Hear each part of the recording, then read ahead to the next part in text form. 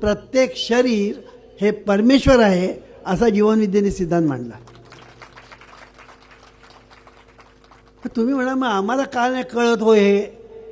तुम्हाला कोणी सांगत नाही म्हणून सांगितलंय का तुम्हाला आतापर्यंत कोणी? उलटं सांगितलं. हे शरीर ना हा आत्म्याचा पिंजरा आहे, कळलं की नाही? हा आत्म्याचा पिंजरा तोडल्याशिवाय मुक्ती नाही मिळत. म्हणून ह्याने केलं काय? 25 मजल्यावरून उडी मारली.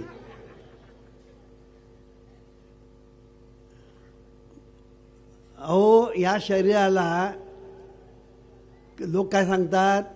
या शरीराने आत्म्याला धरलेलं आहे, आत्म्याचा पिंजरा केलेला आहे. म्हणजे काय? आत्म्याला धरलेला आहे. आपण वाघाला धरतो आणि पिंजऱ्यात टाकतो की नाही, तसं या शरीरामध्ये आत्म्याला आपण धरून ठेवलेलं आहे, पिंजरा केलं आहे. वास्तविक उलटं आहे वास्तविक उलटं. हा जो आत्मा ज्याला म्हणतात ना, त्याने या शरीराला धरलेलं आहे. त्याने शरीराला सोडलं ना की राम बोलो बाय राम. हे कोणाला माहीत आहे? हे कोणालाच माहीत नाही आहे. त्या चैतन्य शक्तीने या शरीराला धरलेलं आहे, शरीराने त्याला धरलेलं नाही. तुम्हाला माहिती आहे आपल्याकडे तो भिंतीवर स्पायडर म्हणजे कोळी, स्पायडर, हा कोळी, फिशरमन नाही, स्पायडर म्हणजे कोळी. तो काय करतो? आपल्या तोंडातून तंतू निर्माण करतो, मग उभा आडवा फिरत राहतो, असा फिरतो आणि एक जाळं तयार करतो. त्या जाळ्यामध्ये पुन्हा तो वास करतो आणि त्या जाळ्यामध्ये आहार करतो, विहार करतो त्याच जाळ्यामध्ये. आणि एक दिवस ते जाळं आहे ना, ते तो स्वतःच घेऊन टाकतो. सगळं शरीराच्या ठिकाणी असंच चालतं. ती जी चैतन्य शक्ती जी आहे, त्या चैतन्य शक्तीने पंचमहाभूतांना आकर्षित केलं म्हणून त्याला कृष्ण म्हणतात. त्यांनी पंचमहाभूताला आकर्षित केलं, त्याला व्यवस्थित रीतीने आकार दिला आणि हे शरीर निर्माण झालं. आणि मग ज्यावेळेला त्याचं विघटन करण्याची वेळ येते तेव्हा त्याला तो सोडून देतो आणि मग ही पंचमहाभूतं पुन्हा जिथे होती तिकडे परत जातात. अशी ही व्यवस्था आहे. ही व्यवस्था इतकी सुरेख आहे की त्याला तोड नाही. आता मला तुम्ही असं सांगा, ज्याला आपण मृत्यू म्हणतो, ही मृत्यूसुद्धा व्यवस्था आहे. अहो जगातले सगळे म्हातारे टिकून राहिले, तरुणाने जायचं कुठे? तरुणाने राहायचं कुठे? 10 बाय 10च्या खोलीमध्ये वडील आहेत, आजोबा आहे, पंजोबा आहे, खापर पंजोबा आहे, त्यांच्या बायका आहेत, त्यांची मुलं आहेत, आपण आहोत, आपली बायको आहे, आपली मुलं आहेत. राहणार कुठे ही सगळी मंडळी? मग एकेकाला सांगितलं तुम्ही आता जरा जागा खाली करा दुसऱ्यांसाठी. म्हणून दुसऱ्यांसाठी आपण जेव्हा जागा खाली करतो तेव्हा आपण वर जातो आणि जागा खाली होते. व्यवस्था आहे.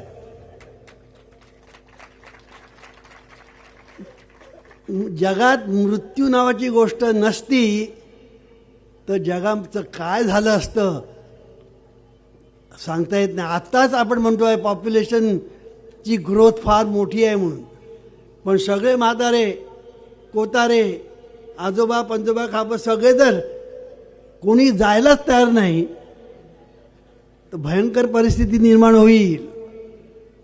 म्हणून त्यांनी जायचं. कळलं की नाही? आमचे जे पंजोबा होते ना, त्या पंजोबाला खो दिला. आम्ही लहानपणी खो खो खेळत होतो. तुम्ही कधी खेळलाय की ते मला माहीत नाही.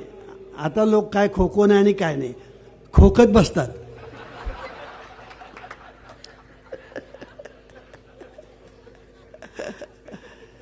आमच्या वेळेला खो खो नावाचा हे होता. खो खो म्हणजे हेच लॉ ऑफ रिप्लेसमेंट. खो द्यायचा की त्याने उठायचं आणि त्याने तिथे बसायचं. कळलं की नाही? असा तो खो खोचा खेळ मोठा सुंदर. अमृत मंथन या ग्रंथात वंदन तुला यमराजा म्हणून एक माझं प्रकरण आहे, ते वाचा. हे बघा अमृत मंथन, त्याच्यामध्ये वंदन तुला यमराजा म्हणून एक प्रकरण आहे. कळलं की नाही? त्याच्यामध्ये मी हा खो खोचा जो खेळ आहे तसा ह्या ठिकाणी खो खोचा खेळ आहे. आमचे जे खापर पंजोबा त्यांना खो दिला पंजोबाने, ते वर गेले, हे खाली राहिले. पंजोबांना खो दिला कोणी? आजोबाने. पंजोबा वर गेले, आजोबा खाली राहिले. आजोबांना खो दिला आमच्या वडिलांनी, आजोबा वर गेले, वडील खाली. वडिलांना आम्ही खो दिला, वडील वर गेले, आम्ही खाली. आता आम्हाला खो कधी मिळतो याची वाट बघतोय. सांगायचा मुद्दा असा, हा खो खोचा खेळ आहे. मृत्यू म्हणजे खो खोचा खेळ. हे जर तुम्ही लक्षात ठेवाल ना, मृत्यूचं भय वाटणार नाही. म्हणून मी मृत्यूला सोयरा म्हटलं आहे, मृत्यूला मित्र म्हटलं आहे. मृत्यूला परमेश्वर तर म्हणतोच आपण, यमाला आपण देवच म्हणतो. ही व्यवस्था आहे. म्हणून यम म्हणजे नियम, हे लक्षात ठेवायचं. हा नियम आहे, लॉ ऑफ रिप्लेसमेंट म्हणजे मृत्यू. आणि ह्या नियमाला यम असं म्हणतात. यम म्हणजे काय कोणी अशी व्यक्ती नाही. हे सगळं व्यवस्थेचा भाग आहे. म्हणून परमेश्वर हा प्रगट आहे. आणखीन तुम्हाला सांगतो, या व्यवस्थेचा भाग कसा आहे तो बघा, आणि मग तुम्हाला कळेल की भूतमात्रामध्ये भगवंत कसा भरलेला आहे. आता या ठिकाणी किती बायका आहेत आणि किती पुरुष आहेत. एक दुसऱ्यासारखा दिसत नाही. एक पुरुष दुसऱ्यासारखा नाही, एक बाई दुसऱ्या बाईसारखी नाही. व्यवस्था आहे, व्यवस्था आहे. आता सगळ्या बायका सारख्या दिसतात, तर माझी बायको कशी मी शोधणार?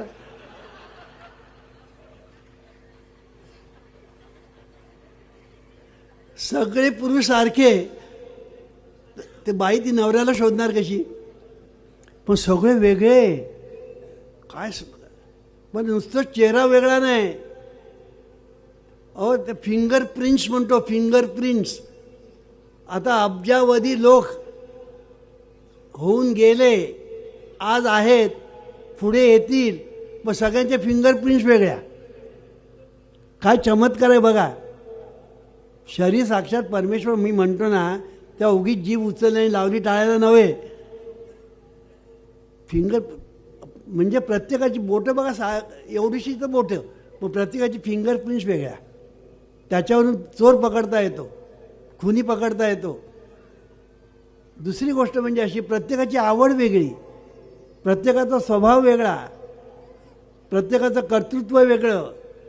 हे सगळं जे वेगवेगळं जे आहे ना, हा व्यवस्थेचा भाग आहे. कळलं की नाही? सगळेच हुशार तरी पंचायत. मग काही हुशार पाहिजेत, काही कमी हुशार पाहिजेत, त्याच्यापेक्षा कमी हुशार, तर जग चालेल.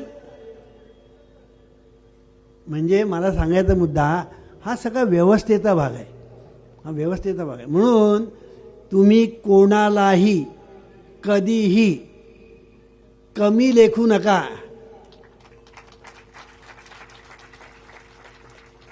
जे दिसतात ना ते भगवंताचं रूप आहे, ते परमेश्वराचं रूप आहे. जेथे देखे तेथे तुझीच पाऊले, त्रिभुवन संचले विठ्ठलागा. तुकाराम महाराज म्हणतात, जेथे देखे तेथे तुझीच पाऊले, त्रिभुवन संचले विठ्ठलागा.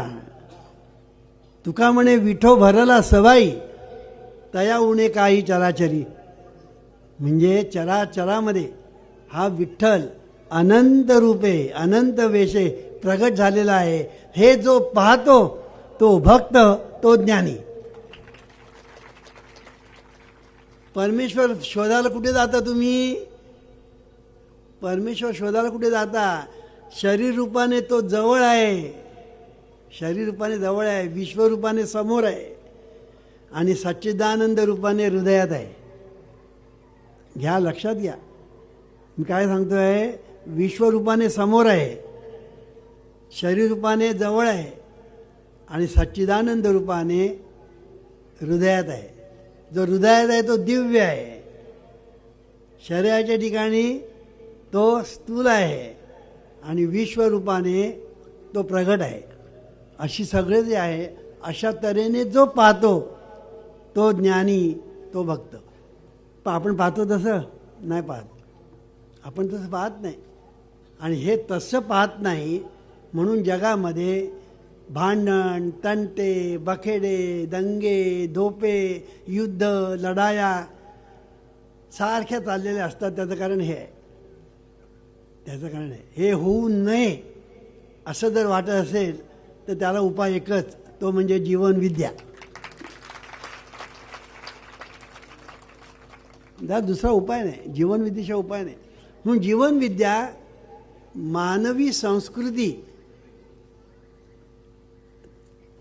मानवी संस्कृतीचं दिग्दर्शन करते आणि मानवी संस्कृतीचे संस्कार मुलावर व्हायला पाहिजे अशी शिकवण देते. आता ही मानवी संस्कृती म्हणजे काय?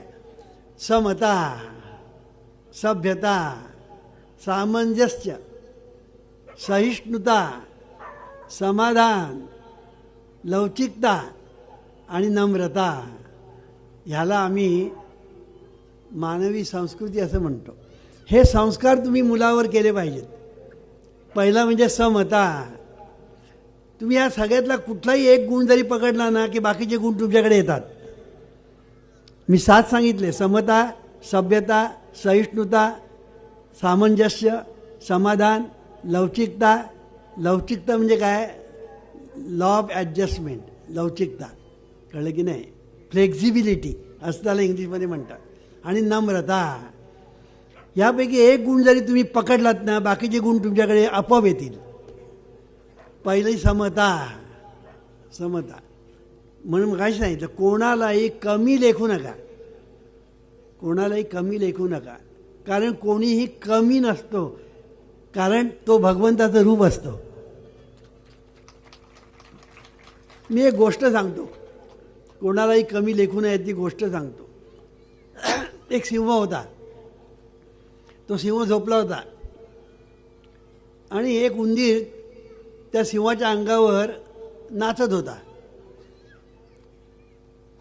नाचता नाचता सिंहाला जाग आली आणि कोण आपल्या अंगावर नाचतोय म्हणून त्या उंदराला पकडलं. उंदराला पकडलं आणि तो आता खाणार. इतक्यात उंदीर त्या सिंहाला सांगतो, अरे मी एवढूसा आणि तू असा आवाढव्य, मला खाऊन तुला काय मिळणार? त्यापेक्षा तू मला सोड, मी तुझ्या कधीतरी उपयोगी पडेन. तू काय माझ्या उपयोगी पडणार? तू आहे एवढूसा, माझ्या काय उपयोगी पडणार? एक घाससुद्धा माझा नाही म्हणाल. नाही पण तुमचं पोट नाही ना भरणार मला खाऊन, मग मला सोडून द्या ना. सिंह पण जरा शहाणा होता. सिंह म्हणाला, बरं जा, तू आता एवढं म्हणतोय जा. काही दिवसानंतर पारध्याने जाळं टाकलं होतं आणि त्या जाळ्यामध्ये सिंह अडकला. त्या जाळ्यात सिंह अडकला आणि त्यांनी स्वतःला सुटण्याचा प्रयत्न करावा तितक्यात त्याचे पाय जास्तच अडकायला लागले त्या जाळ्यात. मग काय, मोठमोठ्याने लागला ओरडायला, मोठमोठ्याने ओरडायला लागला. ती ओरड त्या उंदराच्या कानावर गेली आणि उंदीर कोण ओरडत म्हणून बघत बघत बघत आला तर हा सिंह जाळ्यात पडलेला. त्याने पाहिलं, अरे हाच सिंह ज्याने आपल्याला सोडलं होतं.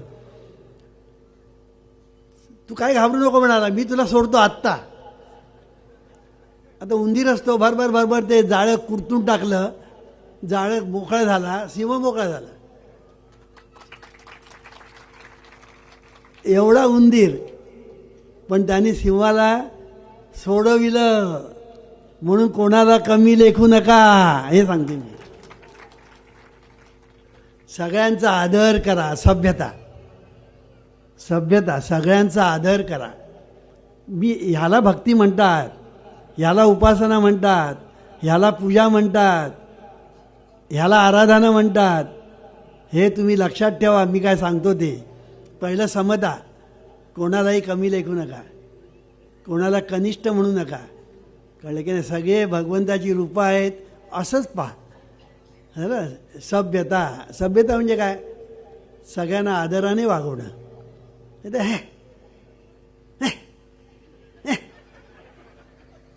असे लोक वागवतात. कळलं की नाही? तुच्छ लेखणं, इतरांना कमी लेखणं, इतरांना तुच्छ लेखणं, असं कधीही करू नका. ते पाप आहे, ते पाप आहे. आणि इतरांना जर सभ्यतेने आदराने वागवाल पुण्य आहे. सोपं आहे हो. कुठे तुम्हाला जायला नको, कुठे यायला नको. संसारामध्ये राहून हे करा, संसार सुखाचा होतो की नाही पहा. म्हणून संसार सुखाचा करणे म्हणजे परमार्थ, असा आमचा सिद्धांत आहे. सुखे करी संसार, सुखे करी संसार, सुखे करी संसार, सुखे करी संसार, सुखे करी संसार, सुखे करी संसार, सुखे करी संसार, सुखे करी संसार. जीवन विद्येचा करुणी स्वीकार, अंगी भिनवा एक तुषार. जीवन विद्येचा करुणी स्वीकार, अंगी भिनवा एक तुषार. सुखे करी संसार, सुखे करी संसार, सुखे करी संसार, सुखे करी संसार. मानवी शरीर हे परमेश्वर, मानवी शरीर हे परमेश्वर, मानवी शरीर हे परमेश्वर, मानवी शरीर हे परमेश्वर. पूजा भक्ती त्याचीच कर, पूजा भक्ती त्याचीच कर, पूजा भक्ती त्याचीच कर, पूजा भक्ती त्याचीच कर. ते आहे तर आहे सारा, ते आहे तर आहे सारा, ते आहे तर आहे सारा, ते आहे तर आहे सारा. व्यसनापासून ठेवी दूर, व्यसनापासून ठेवी दूर, व्यसनापासून ठेवी दूर, व्यसनापासून ठेवी दूर. जीवन विद्या, जीवन विद्या, जीवन विद्या ही आधार. सुखे करी संसार, सुखे करी संसार, सुखे करी संसार, सुखे करी संसार, सुखे करी संसार, सुखे करी संसार. संसार वाईट नाही. जर तुम्हाला कोण सांगत असेल कीर्तनकार, प्रवचनकार, त्याला संसार करता येत नाही म्हणून सांगतो म्हणा. आपल्याकडे एक म्हण आहे, नाचता येईना म्हणून अंगण वाकडं. की नाही? एक कीर्तनकार मला माहिती आहे, त्याने बायकोला घटस्फोट दिला, हे मला माहिती आहे. संसारच करता येत नाही. कळलं की नाही? संसार करता येत नाही. संसार कसा करावा ही अक्कल नाही, त्यांचा संसार दुःखाचा होतो. आणि ज्यांना संसार कसा करावा हे जीवनविद्या मिशनमध्ये आल्यामुळे कळलं, त्यांचा सुखाचा होतो. बघा, जीवनविद्या मिशनमध्ये जे लोक आले आणि ज्यांनी माझं ऐकलं, सगळे सुखी झाले, सगळे सुखी झाले, सगळ्यांची प्रगती झाली. मला काय सांगायचं आहे की हेच मी सांगतो आहे, संसार वाईट नाही, बायका मुलं वाईट नाही, काही वाईट नाही. वाईट आहे ना ती तुझी दृष्टी, वाईट आहे ना ते तुझं अज्ञान, वाईट आहे ना ते तुझं शहाणपणाचा अभाव, हे वाईट आहे. आणि ते गेलं पाहिजे, त्याच्यासाठी जीवनविद्या आहे. तर सांगायचा मुद्दा सभ्यता. सभ्यता म्हणजे आदर करणं, सामंजस्य. सामंजस्य म्हणजे काय? एकमेकांना समजून घेणं. आता नवरा बायकोने एकमेकांना समजून घेतलं तर भांडण होईल? नाही, मी म्हणते तेच बरोबर, तो म्हणतो मी म्हणतो तेच बरोबर. आता दोघेही शिकलेले, दोघेही नोकरी करतात, दोघेही कमावतात, दोघे स्वतःला मोठे म्हणतात, कमीपणा घ्यायला कोणीच तयार नाही. पण कमीपणा घेतो ना तो श्रेष्ठ असतो हेच लोकांना माहीत नाही. नवरा बायकोचं भांडण सुरू झालं ना, आमचं होत नाही हा. नाही तुम्हाला वाटतं आमचं सांगतो, फार चांगली आहे ती.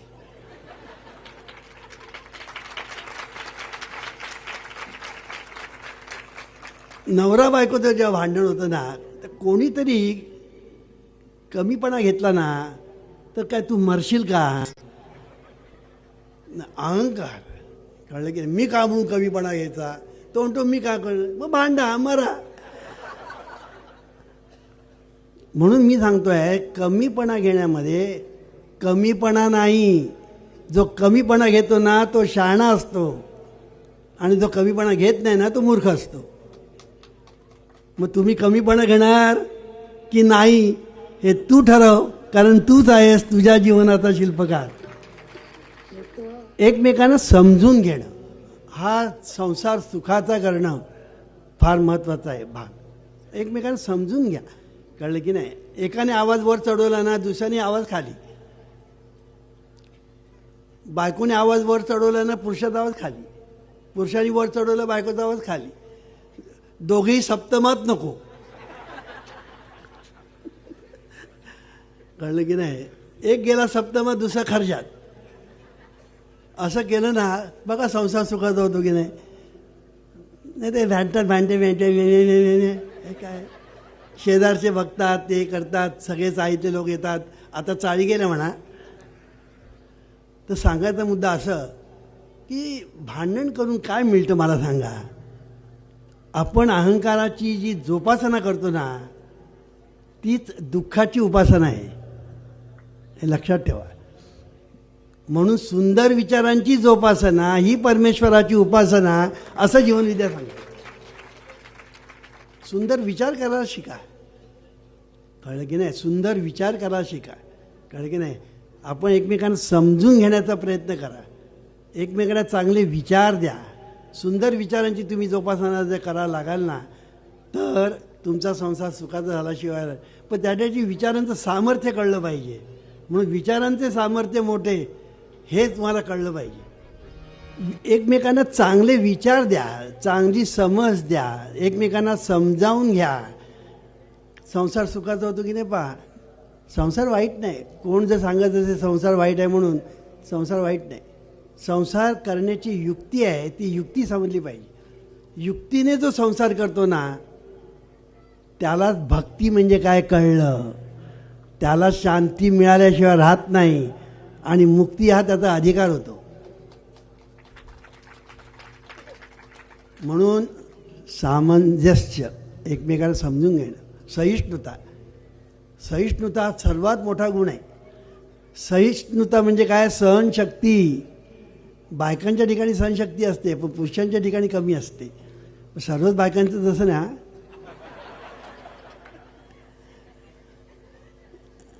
कालच माझ्या कार्यालयामध्ये एक आला होता माणूस आणि तो सांगत होता बायको मला छळते म्हणून. आणि ती बायको अशी छळते, कोर्टात जाते, अमुक करते, तो माझ्याकडे असा रडत रडत आला होता. पण सगळ्या बायका तशा नसतात. हां, सगळ्या बायका चांगल्याच असतात. कारण आमच्या बायकावरून सांगतो सगळ्या बायका चांगल्या असतात.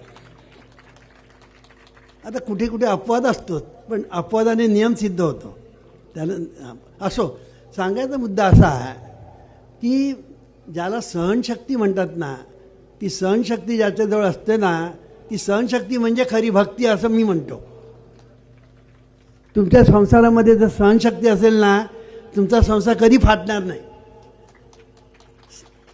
सहनशक्ती नसते म्हणून संसार फाटतो. म्हणून सहनशक्ती हा एक मोठा गुण आहे हे आपण लक्षात ठेवायचं. कळलं की नाही. समाधान, अहो समाधान म्हटल्यानंतरच समाधान होतं. समाधान हा शब्दच असा आहे की समाधान म्हटल्याबरोबर काय काय शब्द असे, आनंद, आनंद म्हटल्यानंतर आनंदच होतो. समाधान म्हटल्यानंतर समाधान होतं. नाही तर हे काय झालं. म्हणजे शब्द किती महत्त्वाचे असतात ते लक्षात घ्या. म्हणून शब्दांचा वापर चांगला झाला पाहिजे.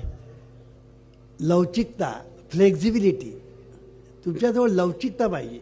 म्हणजे एकमेकांना ॲडजस्ट करण्याची तुमच्याजवळ प्रवृत्ती पाहिजे, वृत्ती पाहिजे. एकमेकांना ॲडजस्ट करणं, कळलं की नाही, त्याला फ्लेक्झिबिलिटी म्हणतात. हे ॲडजस्टमेंट करणं ही गोष्ट सोपी पण नाही आणि कठीण पण नाही, पण त्याचा अभ्यासच करावा लागतो. आणि अभ्यास करण्याचं उत्तम ठिकाण म्हणजे संसार. अहो संसार म्हणजे काय, मी एकदा सांगितलं होतं फार वर्षापूर्वी. संसार म्हणजे लोक काय करतात बघा. हां, पूर्वीचे ऋषीमुनी काय करायचे, तप करायला कुठे जायचे, अरण्यात जायचे, जंगलात जायचे, गुहेत जायचे तप करायला. अहो तप करायला तिकडे कशा जातात, संसार हाच तप करण्याची जागा आहे. संसारामध्ये तुम्ही जे काही मी सांगतो त्या गोष्टी करत ना, तेच तप आहे. आणि मग तुम्हाला कधीही संसारात ताप होणार नाही, कळलं की नाही. तुम्ही जर तप कराल ना, मी सांगतो त्या पद्धतीने, कधीही ताप होणार नाही संसारात. म्हणून संसार हीच तप करण्याची खरी जागा आहे. त्याच्यासाठी कुठेही जायला नको, जंगलात नको आणि संन्यास घ्यायला नको. म्हणून जीवनविद्या सांगते संसार सुखाचा कडे म्हणजे परमार्थ, आणि तो करण्यासाठी हे सगळे पाहिजे. आणि शेवटचं नम्रता. हात जोडायला शिका, सोपं आहे. हात उगारणं सोपं आहे, त्याला अक्कल लागत नाही. हात जोडायला अक्कल लागते. माणसं जोडायला अक्कल लागते, तोडायला अक्कल लागत नाही. जो माणसं जोडतो ना तो संत, आणि जो तोडतो ना तो जंत.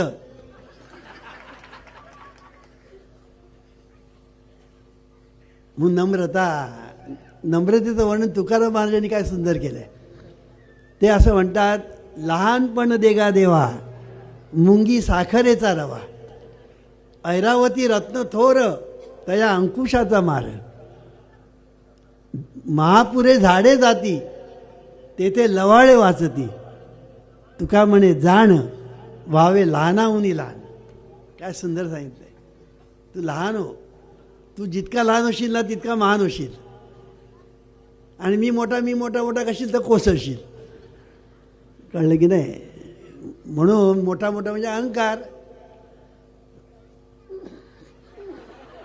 असं सांगलं बघ, एक दिवस पडतो. म्हणून कधीही अहंकार नको, नम्रता, कळलं की नाही. नम्र झाला भूता त्याने कोंडिले अनंता. असं जीवनविद्येचं हे शास्त्र आहे. हे जीवनविद्येचं शास्त्र अगदी सोपं आहे. मी आता हे सांगितलं ह्याच्यासाठी एक पैसा खर्च नाही. हे आता मी जेवढं काय सांगितलं ना, हे करायला ह्याच्यामध्ये तुम्हाला एक पैसा खर्च नाही. पण पै सांगतात ते जर तुम्ही कराल तर संसार सुखाचा झालाच पाहिजे, झालाच पाहिजे. संयुक्त महाराष्ट्र झालाच पाहिजे, संसार सुखाचा झालाच पाहिजे, कळलं की नाही. आणि तो होतो, कळलं की नाही. तो सर्वांचा अनुभव आहे. म्हणून याच्यासाठी मग काय करायला पाहिजे, याच्यासाठी सोपा उपाय आहे, कळलं की नाही. पहिला उपाय म्हणजे प्रार्थना दररोज 1000 वेळा म्हणणे. दुसरं लव वर्क ऑनेस्टली. मग तुमचं घरातलं काम असू दे, संस्थेचं असू दे, नाहीतर ऑफिसचं असू दे. लव वर्क ऑनेस्टली. घरातलं काम केलं घर व्यवस्थित राहील, संस्थेचं काम केलं पुण्य मिळेल, ऑफिसचं काम केलं की पैसा मिळेल. म्हणून लव वर्क तिन्ही ठिकाणी. नंतर काही लोकांना असं वाटतं लव वर्क म्हणजे काय ऑफिसचं काम केलं की झालं, तसं नाही. तिन्ही ठिकाणी लव वर्क.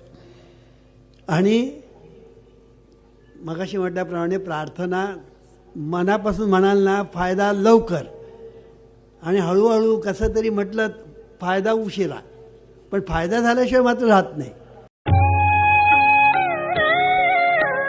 हे ईश्वरा सर्वांना चांगली बुद्धी दे, आरोग्य दे, सर्वांना सुखात आनंदात ऐश्वर्यात ठेव.